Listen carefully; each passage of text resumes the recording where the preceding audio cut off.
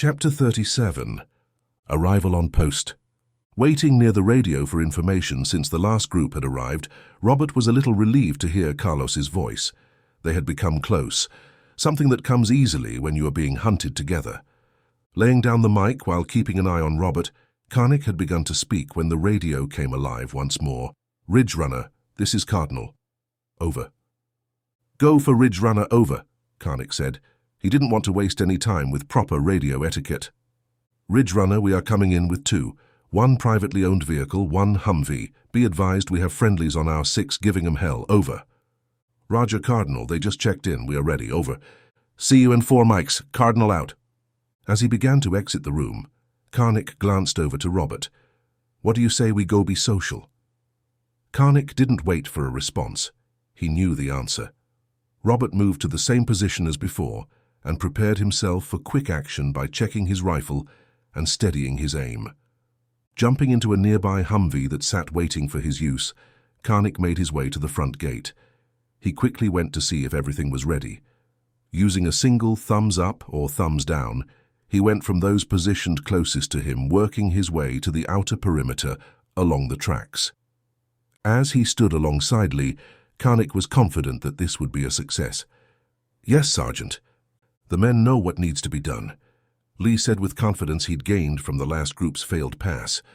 Hearing the engines roar in the distance, heading their way, Lee gave the order. "Here they come. Get ready, same as before." Every soldier instinctively lowered their stance, clenched their weapons tighter, and braced for the imminent conflict. Karnik, using the Humvee's hood as a makeshift cover, lay with his rifle aimed and primed. As the vanguard of the approaching convoy appeared over the hill, he surveyed his squad. Their eyes locked onto the approaching truck and the subsequent vehicle of Commander Sawyer. There wasn't a need for more instructions. The situation spoke for itself. With a nod of approval, Karnik refocused on his weapon, ready for whatever came next. Gunfire could be heard in the distance as the first 2 vehicles crossed the track. As the Humvee approached Karnik's position, it slowed, and Sawyer shouted out to him from the unzipped window, "That girl has a hornet's nest on her, so be ready." Then, Sawyer signaled his driver to head on up to the main building of the armory. Forward they drove, with the lieutenant governor tucked safely inside. Karnik barely had a moment to react when Sierra, driving like a force of nature, crested the hill with her menacing convoy right behind. The speed of Sierra's vehicle increased as it descended, and Karnik could sense their hurry. Unexpectedly, those once bent on halting their progress seemed to have ceased their efforts. The ground seemed to quake under the weight and speed of Sierra's truck, challenging the very tether that held it to the road beneath. Without relenting, Sierra pushed the engine to its limits until they found themselves in the parking lot where their ordeal had first started. From his vantage point, Karnik's eyes darted back towards the hill. He couldn't help but recognize the formation of a strategic barricade, with vehicles lining up, forming an impenetrable wall across the road. "Smart," he said. "Be ready, men. They are sure to come at some point."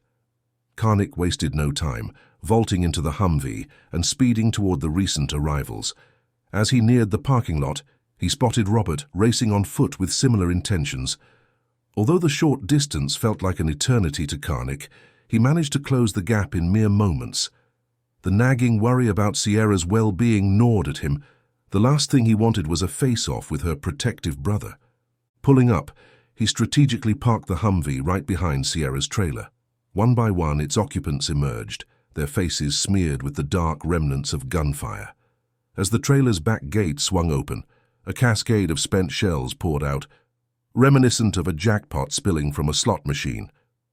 Walking over to them, Karnik could see that they had fought hard and for some time.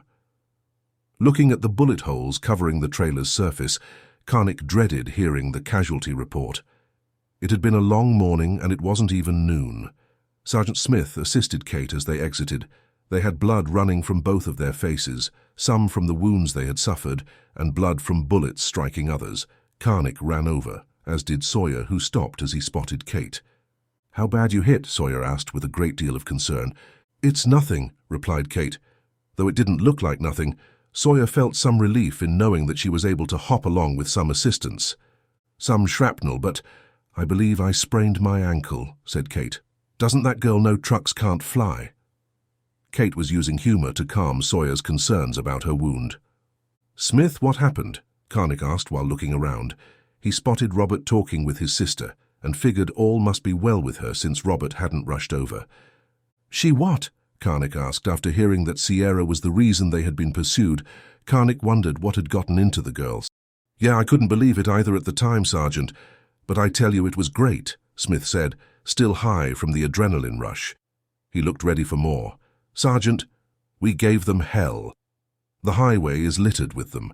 With the exception of one young private with a concussion after a round to his helmet, we came out of it with little in the way of casualties." "Very well. Go get yourself checked out. The day isn't over yet," Karnik said as he patted the young sergeant on the shoulder.